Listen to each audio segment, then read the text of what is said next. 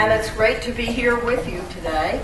And this all came about because we, as members of the Council on Aging and Adult Services, realized that a lot of the legislators have their districts in various counties, so that you really cover a lot of ground, and many of you have not actually met the people that are on the Council on Aging. Just so you know what the Council on Aging is, these are the volunteers that are appointed by the county commissioners, or in the instance of Philadelphia, appointed to serve with the legislators and everyone else to take care of the seniors.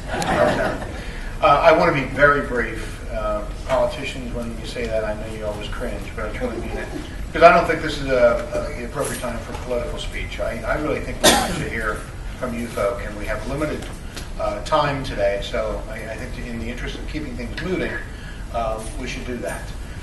Let me just say that this is my first term as the majority chair of the Senate Aging and Youth Committee.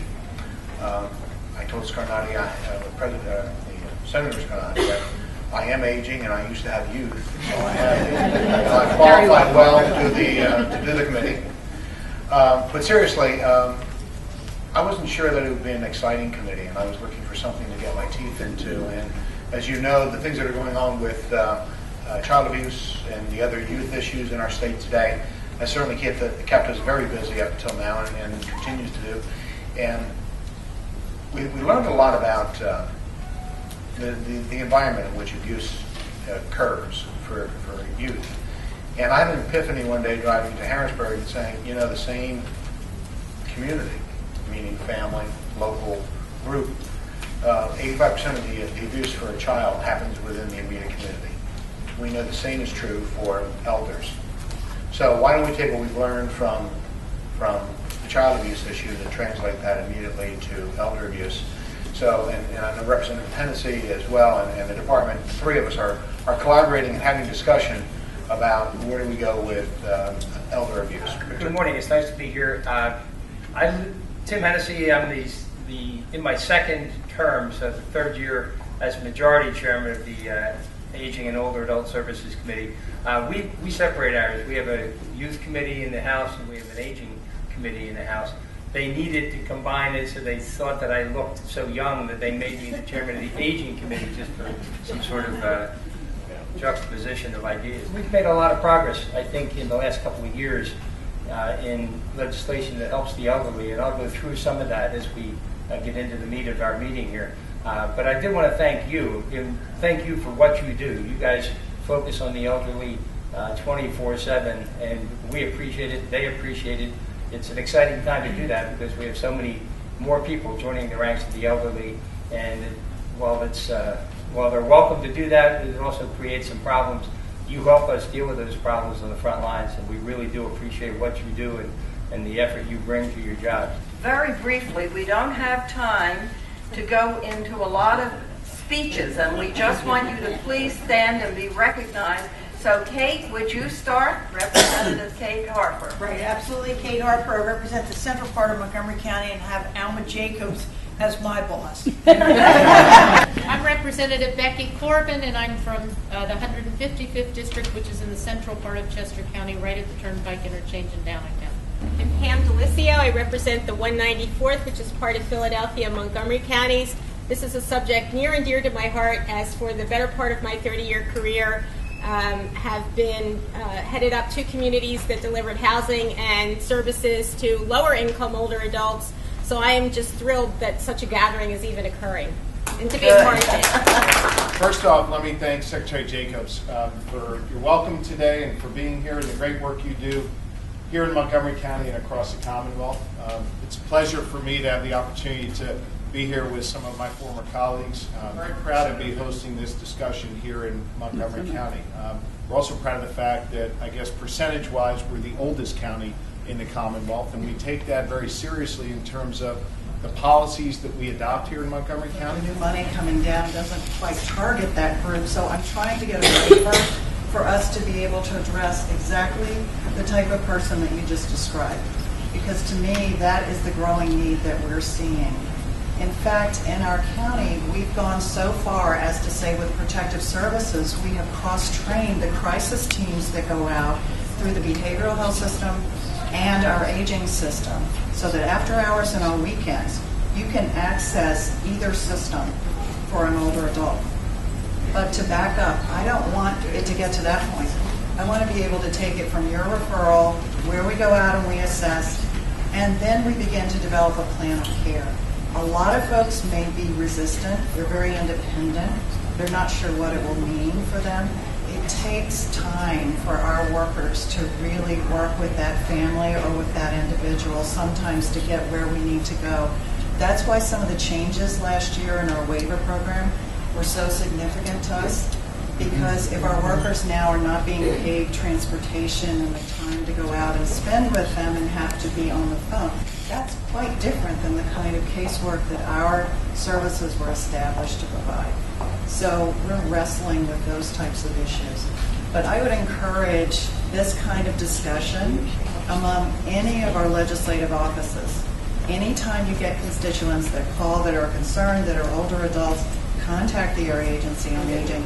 We will try to be as creative as we can, and sometimes it takes a very long time to work with someone toward that plan. So hopefully we're working on that particular individual, and if not, Linda Forrest is here. Pleasure to be with you this morning. I'm going to keep my remarks brief because I enjoy the dialogue that's occurring. I'm grateful to both Chairman Hennessy and Chairman Mensch for being here this morning. Grateful to all members of the General Assembly, especially our representatives who are here. I'd say you all by name, but I take up most of my time. So welcome. It's an honor and pleasure to work with the General Assembly, especially with the accomplishments that have occurred in the past year. For the General Assembly joined with our governor to demonstrate commitment to older Pennsylvanians. Just the other day, I was talking to an audience about Healthy Pennsylvania. For those of you who have not had time, take time to learn about Governor Corbett's plan to make sure that all Pennsylvanians have access to affordable, quality health care. It's built on 3 main tenets that focus on improving access, ensuring quality, and providing affordability. And that last part calls upon the necessity of reforming our medical assistance system so that we continue to guarantee that quality care in a way that is affordable and that people have access. Of particular interest to our older citizens is Governor Corbett's commitment, and the General Assembly's commitment is demonstrated in the fiscal year 14 budget, which you've heard about, of an additional $68 million, $18 million to serve our citizens living with intellectual and developmental disabilities regardless of age who are on waiting lists, and the remaining $50 million to help our fellow citizens. Of that $50 million, $20 million will go into the state-funded home and community-based services program to help with programs like nutrition. I was just with ARP Pennsylvania in Center City where they convened a roundtable around the issue of food insecurity among elders in the Commonwealth of Pennsylvania. It was an interesting dialogue among advocates and others. It's an important issue. You may have heard recently on the news issues related to tobacco settlement dollars. And I want our older citizens to know that the settlement discussion that's underway and the legal activity that's underway relates to activities that took place in 2003, way before many of us were called to serve, and will not impact services delivered to older Pennsylvanians, including the prescription benefit. So I just want to put that out there. So it will not impact services to older Pennsylvanians. And if you have questions about it, see me afterwards. Alzheimer's disease and the important work we're doing with the Pennsylvania Alzheimer's Disease Committee. I believe the results will place Pennsylvania in a very unique place in our nation as the experts and representatives who've been gathered from across the state have been convened to talk about those issues related to what it's like to live with the disease, how we care for those living with the disease, and how we seek a cure. Think about the Family Caregiver Support Program Act you heard about before. You think about the moratorium bill that was passed to extend PACE benefits for older citizens. You think about the bill that looked at electronic fingerprinting and uniformity guardianship practice across the states. You think about what the governor's proposing in Healthy Pennsylvania. You think about pieces of legislation like House Bill 777, promoted by Representative Grove, related to the PACE program, Representative Ross's legislation looking at the intersection of senior centers and adult day practices. If you think about that all occurring in a 2-year period after what you've just heard from our legislative leaders as part of their civics lesson, and you hear about Representative Hennessy's bill, House Bill 420, it really is something to take notice of and to be grateful for in terms of the work that's being done between the legislature and executive branches. Yesterday, the administration agreed to participate in a hearing that I've asked for, and as I sat here today, I see notice just went out. So 2 weeks from yesterday, we're going to have a policy hearing on lottery funding, basically saying, you've made your case, what can we do to put our own lottery on steroids to get also, to get that money for the future. And I bring this up, not just to say great job that the governor's doing, but I think, you need to understand that some of these things that seem like common sense, your question, who opposes it, we've got other things that we have to, deal with. We recognize that we need more money. We recognize that the Camelot proposal isn't going to fly the way it was written with the Attorney General. So, join me, tune in on the 17th of October for that, because almost every single thing that you're talking about, money's the underlying issue. For the senior center, so that people can go there that are not quite ready for daycare. I really had this experience with my mother. She wasn't quite ready for daycare, and I wanted to take her to the senior center, but they wouldn't allow that. Now, I think that's a wonderful idea. I compliment you on that. And to clarify, Congratulations to go to Chris Ross. Yeah. People in your life. I'm so glad I asked you for his card.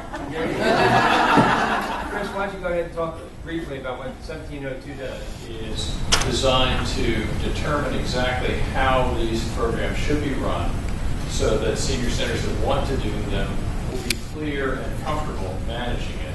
And we'll have an ongoing process both of evaluating people who might be interested in coming into these programs and also making sure that those that have deteriorated to the point where they need the other level of care that is provided in a fully licensed adult day center are transitioned out of the respite program into that higher level of service. Have this very important dialogue. Most importantly, join me in thanking our area agencies on aging. They work very hard on the front.